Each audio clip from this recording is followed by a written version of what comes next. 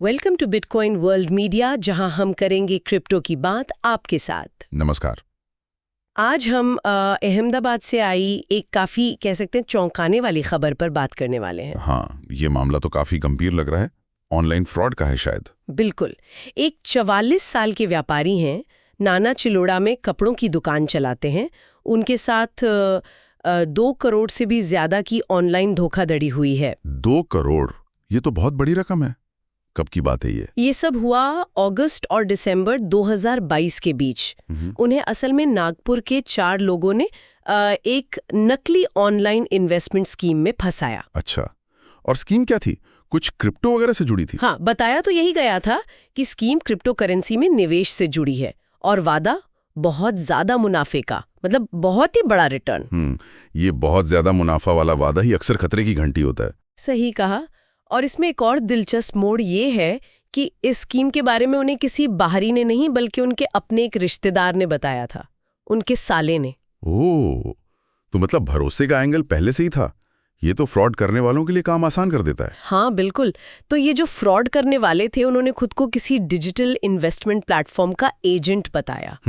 और भरोसा जमाने के लिए ये व्यापारी उनसे मिलने नागपुर तक गए थे। सोचिए, नागपुर गए थे, मतलब आमने सामने मुलाकात भी हुई। हाँ, और वहां उन्हें ऊंचे रिटर्न के साथ साथ वो क्या कहते हैं, विदेश यात्राएं, महंगी गाड़ियां, ऐसे इनामों का भी लालच दिया गया, बाकायदा कंपनी का ब्रोशर दिखाकर। अच्छा, ब्रोशर भी था, मतलब पूरी तैयारी थी।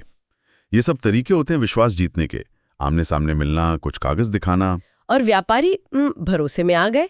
उन्होंने अगस्त और सितंबर 2022 के बीच लगभग 2 करोड़ 18 लाख रुपए अलग अलग खातों में ट्रांसफर कर दिए। 2 करोड़ 18 लाख? ट्रांसफर नहीं, कुछ पैसा तो नागपुर और सूरत में कुरियर एजेंट के जरिए, मतलब कैश में भी भेजा। कैश?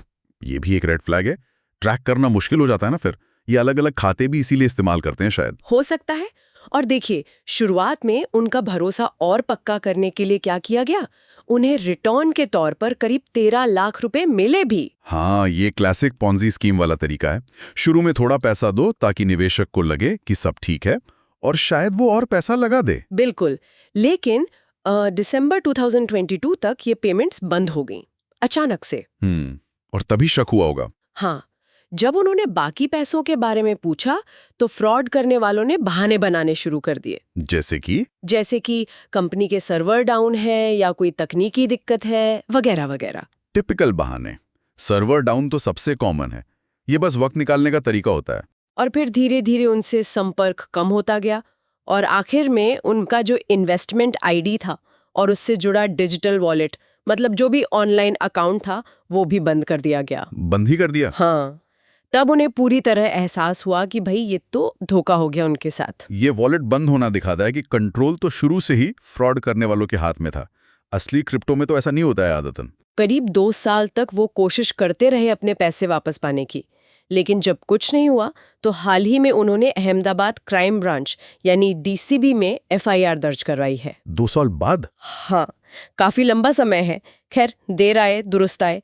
पुलिस ने मामला तो दर्ज कर लिया होगा। हाँ, पुलिस ने धोखाधड़ी और आपराधिक साजिश, मतलब चीटिंग और क्रिमिनल कॉन्स्पिरेसी के धाराओं के तहत मामला दर्ज कर लिया है और अब जांच चल रही है। उम्मीद है कुछ नतीजा निकले। हालांकि ऐसे केस में रिकवरी थोड़ी मुश्किल होती है। तो अब आते हैं हमारे सवाल जवाब सेक्शन पर।